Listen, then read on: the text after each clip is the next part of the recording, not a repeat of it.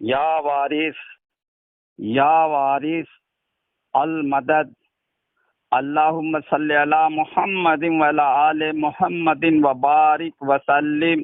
درگاہ وارسی دیواں شریف، بارہ بنکی، اتر پردیش۔ عرس سفر کا آغاز 26 اگست 2022 عیسوی سے ہونے جا رہا ہے۔ 29 اگست 2022 عیسوی کو عرس سفر کا اختتام ہوگا۔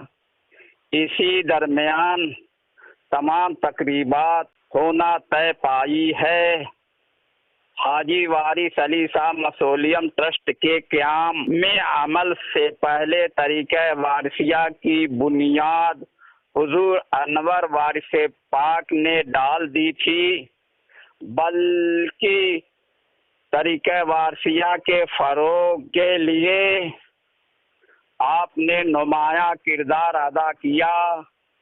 آپ نے دنیا بھر میں تبلیغی دورے کیا اور ہر مذہب و ملت کے مرد و عورت کو داخلہ طریقہ وارثیہ فرما کر ان کو مخصوص تعلیمات کی ہدایت کیا ہے۔ ان پر جنہوں نے عمل کیا ہے وہ روحانیت، اخلاص و محبت میں کامیابی حاصل کی۔ ان میں مسلمان، ہندو، یہودی، عیسائی، سکھ، پارسی وغیرہ ہیں، جن میں فقیر اور مرید شامل ہیں۔ وہ تعلیم جو ہم کو خدا سے قریب کر دے اور ہم کو خدا سے ملا دے، وہی تعلیم انسان کے لیے ضروری ہے۔ وہ تعلیم جو ہم کو خدا سے دور کر دے، وہ انسان کو تباہ کر رہی ہے۔ ہر وہ انسان جو تیزی سے مادیت، بھوتکتا کی طرف دوڑ رہا ہے، وہ روحانیت سے دور ہے۔ ہر وہ انسان جو اخلاص و محبت سے خالی ہے، وہ کتنا ہی عبادت گزار ہو مگر اس کی عبادت کام نہیں آئے گی۔ جو بھی انسان خواہشات نفسانی کا غلام ہے وہ خدا کی عبادت کے لائق نہیں ہے۔ وہ انسان جو خواہشات نفسانی کو روکتا ہے اور ان کو قابو میں رکھتا ہے، وہی محبت کی سیڑھی کے ذریعے سے خدا تک پہنچ سکتا ہے۔ خدا کی محبت خدا سے جوڑتی ہے۔ دنیا کی محبت تمام برائیوں کی جڑ ہے۔ جو انسان طمع و لالچ میں گھر جاتا ہے وہ خدا کی محبت سے محروم ہو جاتا ہے۔ وارثیت کے رنگ میں جو انسان رنگ جاتا ہے، اس کا کردار، اس کی گفتار، اس کے انداز، اس کی طرز، اس کی فکر و سوچ سب وارثی بن جاتی ہے۔ وارثیت عشق و محبت پر مبنی ہے۔ سلسلہ عشق و محبت سلسلہ وارثیہ ہے۔ یہی سلسلہ اول ہے اور یہی سلسلہ آخر ہے۔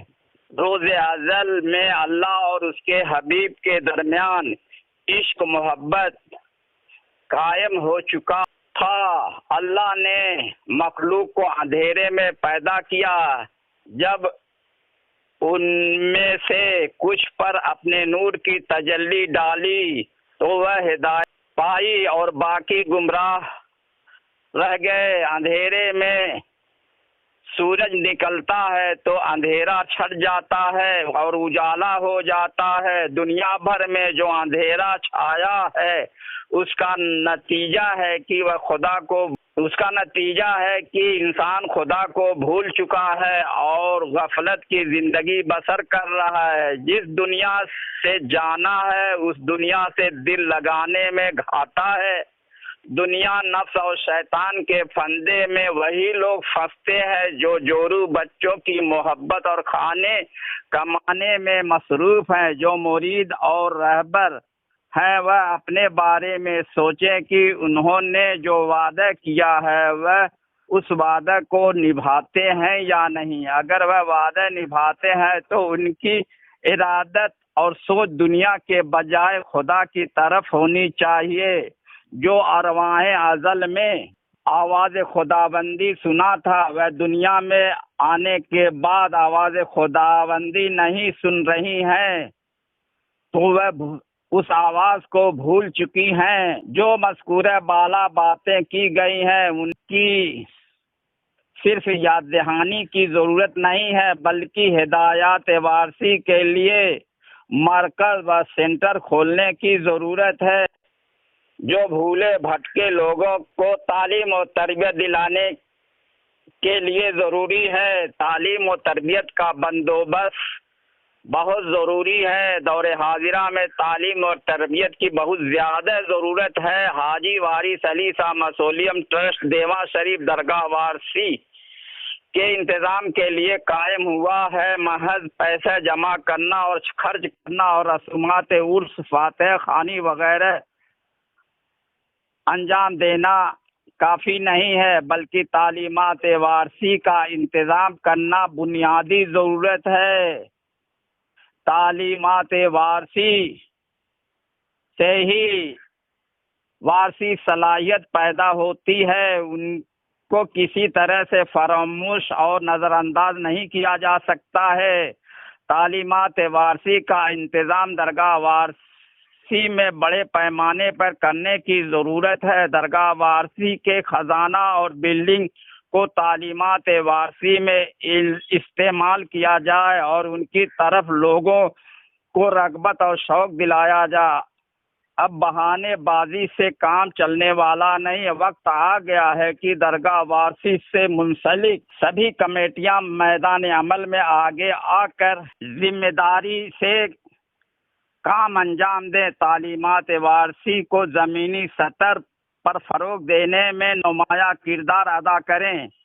اگر ایسا نہیں کیا گیا تو یہی سمجھا جائے گا کہ ان کو پریوار واد اور بھرشٹاچار واد سے فرصت نہیں ہے، اور وہ پریوار واد اور بھرشٹاچار سے بھرپور اتفاق رکھتے ہیں۔ خود پسندی، خود نمائی، خود غرضی، خود بینی اور مفاد پرستی ایسی بری چیزیں ہیں جو انسانیت اور محبت، اخلاص، صداقت و انصاف کی راہوں میں سب سے بڑی رکاوٹ ہیں۔ درگاہ وارثی سے منسلک وہ سبھی حضرات ہیں جو وارثی ہیں، سب وارثیوں کا وارث ایک ہے۔ وارثیت ان کی ملت اور مذہب ہے۔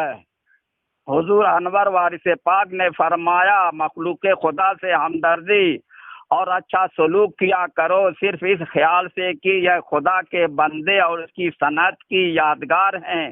اس عمل سے تم کو خدا کی محبت نصیب ہوگی، اور یہی تصوف کی اصل ہے۔ اور فرمایا، دنیا کے طالب نہ ہونا اور خدا کی محبت میں بندگان خدا کی بقدر امکان خدمت کرنا، اور قلب کی نگرانی اور انفاس کے شمار سے غافل نہ ہونا۔ اور فرمایا، خدا آسمان پر نہیں ہے، ہم تم میں چھپ کر سب کو دھوکہ میں ڈال رکھا ہے، بس ایک صورت کو پکڑ لو، خدا مل جائے گا۔ اور فرمایا، جو رب ہے وہی رام ہے۔ اور فرمایا، مریدی دل سے ہوتی اور دل مسلمان ہوتا۔ اور فرمایا، ہاتھ پکڑنے سے کچھ نہیں ہوتا ہے جب تک دل کو نہ پکڑو۔ اور فرمایا، شجرہ وغیرہ رسمی چیزیں ہیں، یہاں دل کے شجرے سے کام ہے۔